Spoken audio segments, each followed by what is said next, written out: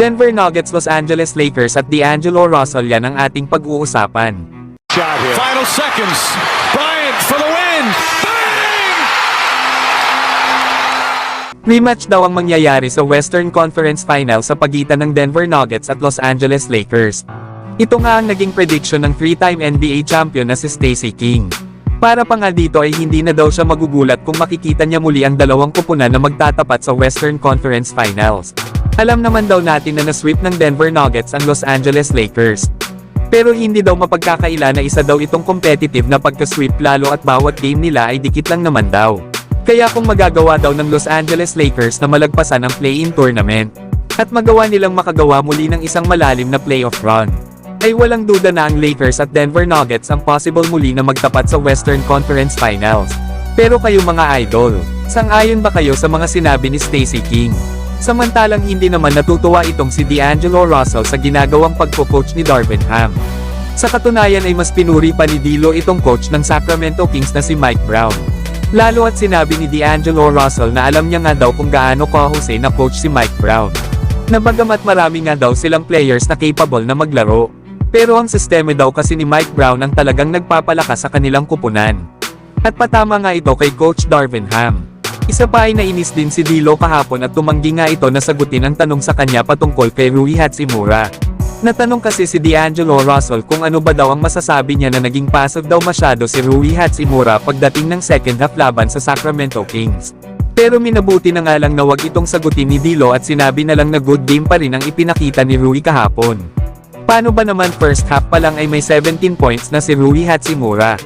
Pero pagdating ng second half ay isang attempt lang ang ginawang tira ni Rui Hachimura at pumasok na ito na isang 3-point shot. Kapansin-pansin nga din daw kay Rui ang pagiging pasot sa kanyang mga kasama.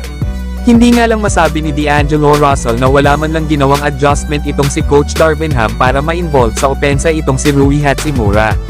Bagkus ay hinayaan lang ni Coach Darvin Ham na matapos ang laro na wala gaanong naiambag sa second half si Rui. Na dapat bilang coach ay meron na dapat itong strategy at adjustment na gagawin sa kanyang player. Pero si Coach Darvin Ham ay parang wala man lang effort para mabago ang laro ng kanyang mga players. Na kahit nga sa kanilang depensa ay hindi man lang nila magawang mapigilan ang Sacramento Kings. Isa pa ay masama rin ang loob ni D'Lo kay Coach Darvin Ham dahil napakabias nga daw nito. At pabor nga ito kay Dennis Schroeder kesa kay D'Angelo Russell last season. Na ang relationship nga daw ng dalawa ang dahilan kung bakit hindi makabuo ng relationship si D'Lo kay Coach Darvin Ham. Na kapag nag-e-struggle nga daw si D'Angelo Russell ay hindi daw siya makalapit kay Coach Darvin Ham para sabihin na ito daw ang kailangan nilang gawin. Na kaya niya nga daw sana ang tumulong bagkus ay wala daw pag-uusap ang nangyari. At tinanggap na nga lang daw ito ni D'Angelo Russell. Hanggang sa masweep na daw ang Lakers ng Denver Nuggets at nawala naman sa kanila itong si Dennis Schroeder. Kaya naman ay gusto ni D'Lo ang nangyaring ito na lalong nagpaganda sa chance ng Lakers ngayong season. Syempre mga idol ay no choice na itong si Coach Darvin Ham na si D'Lo na ang maging point guard ng kanilang kupunan lalo at wala na si Dennis Schroeder. Na noong una ay inilagay niya pa nga ito sa bench hanggang sa ibalik naman nila ito bilang starter. At balak din nilang i-trade si D'Angelo Russell pero buti na lang at hindi ito natuloy. Pero mga idol sinabi naman ni Coach Darvin Ham na equal lang ang relationship niya sa pagitan nila D'Lo at Dennis Schroeder noon. Na parehas naman daw ang dalawang players na ito na may gusto pang malaman. Pinuri naman ni Coach Darvin Ham ang communication skills ni D'Angelo Russell. Lalo at hindi nahihiya si D'Angelo Russell na sabihin ang kanyang mga suggestion at gustong mangyari. Siguro mga idol ay kailangan lang ni D'Angelo Russell at Coach Darvin Ham na mag-usap pa sa mga bagay na gusto nilang mangyari sa loob ng court. Para naman nagkakaintindihan sila at walang miscommunication na mangyari. Pero kayo mga idol, ano ang masasabi nyo sa pagsasama nila D'Angelo Russell at Coach Darvin Ham?